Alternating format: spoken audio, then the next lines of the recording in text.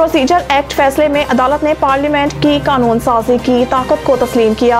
आजम नज़ीर तारड़ ने कहा है कि इलेक्शन एक्ट 2017 में 5 साल की नाअहली से मुतालिक तरमीम हुई। कानून कहता है कि जहां आइन कुछ ना हो तो कानून साजी से आगे बढ़ा जा सकता है। उन्होंने कहा कि पार्लियामेंट इलेक्शन एक्ट कानून साजी के बाद नवाज शरीफ और दीगर लोग जिन्हें ताहयात नाअहल किया वो अहल हैं। नवाज शरीफ अब इस कानून साजी के तनाज़ुर में अहल हैं। साबिक वज़ीर कानून का कहना था कि सुप्रीम कोर्ट ने प्रैक्टिस एंड प्रोसीजर का बहुत अच्छा फैसला दिया है। अदालत ने पार्लियामेंट की कानून साजी की ताकत को तस्लीम किया है। अदालती फैसले पार्लियामेंट को मजबूत किया है। आजम नज़ीर तारड़ ने मज़ीद कहा कि हम बतौर बार नुमाइंदा और पार्लियामेंट का हिस्सा होने के नाते जजेस तैनाती का मुतालबा करते हैं। सुप्रीम कोर्ट के साथ सिंध, पेशावर और लाहौर हाई कोर्ट में जजेस की असामियाँ खाली हैं, लिहाजा तमाम हाई कोर्ट्स में जजेस की खाली असामियों पर तैनाती होनी चाहिए। अगर मुझे उस्मान डार और सदाकत अब्बासी की तरह कोई काम करना होता तो कर चुका होता। असद उमर इस्लामाबाद में सहाफ़ियों से बातचीत के दौरान सहाफ़ी ने असद उमर से सवाल किया कि सुप्रीम कोर्ट का कल का फैसला कैसे देखते हैं। इस पर असद उमर ने अदालत का फैसला दुरुस्त करार दिया। सहाफ़ी ने पूछा कि नवाज शरीफ वतन वापस आएंगे।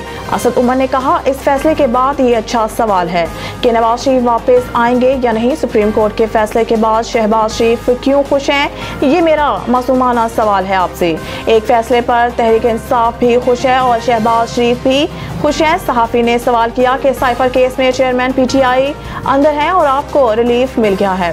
इस पर असद उमर ने कहा साइफर केस में इल्ज़ाम ये है कि जिन्हें मिला उन्होंने ठीक इस्तेमाल नहीं किया। हमारा मानना है कि कानूनी इस्तेमाल क्या है। साइफर 4 लोगों में आता है, वज़ीर आज़म, वज़ीर ख़ारजा, आर्मी चीफ और DGI SI प्लानिंग मिनिस्टर कहाँ से आ गया। FIR में मेरा सिर्फ नाम आया है। साइफर केस चेयरमैन PTI के खिलाफ ट्रायल रोकने और अखराज मुकदमा की दरख्वास्तें यकजा। चेयरमैन PTI की जानिब से साइफर ख़त्म करने और ट्रायल रोकने से मुतालिक दरख्वास्तों पर समाअत इस्लामाबाद हाई कोर्ट के चीफ जस्टिस आमिर फारूक ने की। वकील चेयरमैन PTI सरदार लतीफ़ खोसा ने दलाल दिए हुए हैं। कहा कि मामला हाई कोर्ट में चल रहा है और फैसला महफूज है। लाहौर हाई कोर्ट ने भी FIA के केस में हुक्म इम्तना जारी किया हुआ है। साइफर केस ट्रायल कोर्ट में कार्रवाई रोकने, फर्द जुर्म आयद करने के फैसले के खिलाफ दरख्वास्त है।